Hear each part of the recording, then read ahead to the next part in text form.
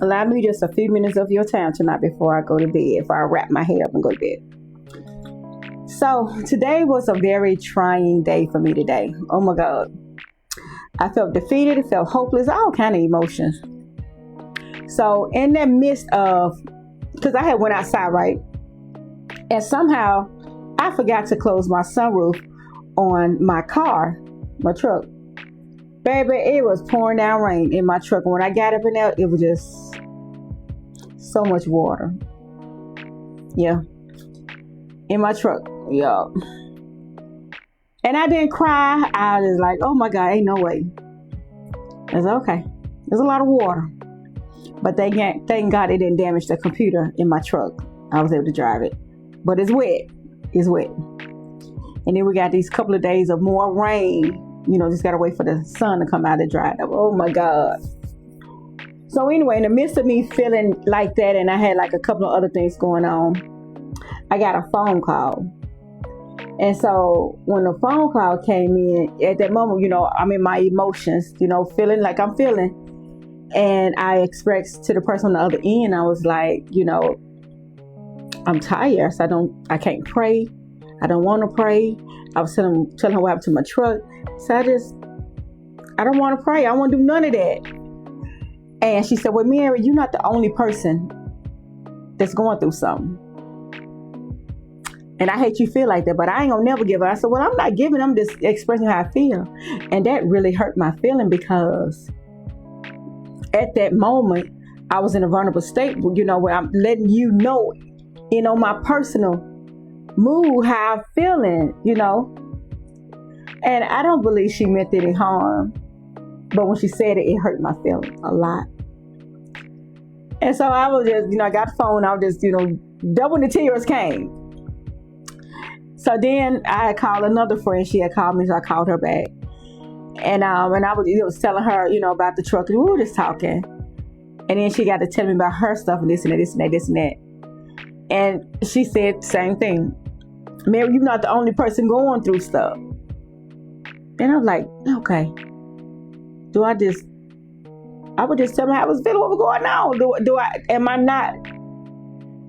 There's times where people made me feel like how I'm feeling don't mean nothing, because somebody's going through.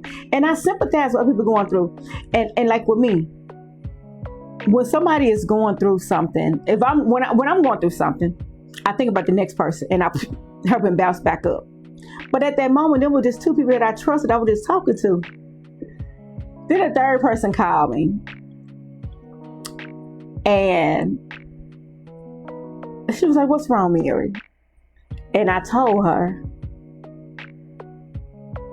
And I said, sometimes, I'm back in Mississippi, maybe I should have kept my job, should have stayed at my job. I said I had peace, I had freedom, I had peace. She said, well, that's not what God told you to do. God told you to live. And then she reminded me of things that I had forgot about, what God said and how God did and everything. I had forgot about it. And right there, immediately, I got back up. And she began to speak life in me. She said, Mary, remember when you had COVID? She said, remember you said you should live and not die. She said, baby, it's the same thing. You should live and you should not die. I was talking about the pain that I've been dealing with my hands. Y'all, I've been under attack. And she said, Mary, you should live and not die. She said, you got to speak to them things. At that moment, all these things she was saying to me, I forgot all about. And what she did when she spoke life back into me for those few minutes, it resuscitated me. When the other two, I know they didn't mean any harm, but they would hurt me. But my one friend, she resuscitated me. And that led me to tell you, not everybody mean you any harm. They didn't mean for bad. But you gotta have that one that's going to speak light to you. You're going to have to have somebody in your corner that's going to speak light to you. And at that moment, I didn't have nobody, but she called. And I got my life back. I took back control of my life. I took back control of my emotions. I took back control. I went out there, cleaned my truck up, soaked all the water up, washed the floor mat, and just waiting for it to dry. And now, and I came home, I took my shower and everything. And what I'm saying, I'm rejuvenated because somebody else spoke life to me. She didn't get on the pity patty wheel. She didn't get on let me tear you down wheel. She got on let me speak life back to my sister. I want to encourage you when you feeling down and out, and when you just, strong people don't like to talk about what they're going through. But I want to encourage you, baby, sweetheart, listen to me. When you find yourself in that space where you can't pray, you can't talk, just stand and watch God send you that person you need. Because, baby, I feel like I was getting sliced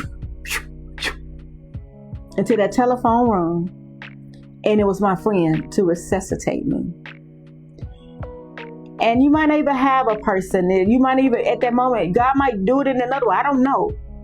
But just wait, he gonna do it, because I was like, God, what am I doing? And he sent a friend.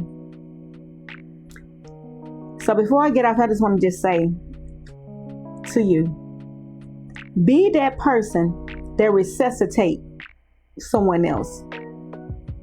Don't kill them. Don't make them feel worse than what they feel. Resuscitate them. Speak life to them.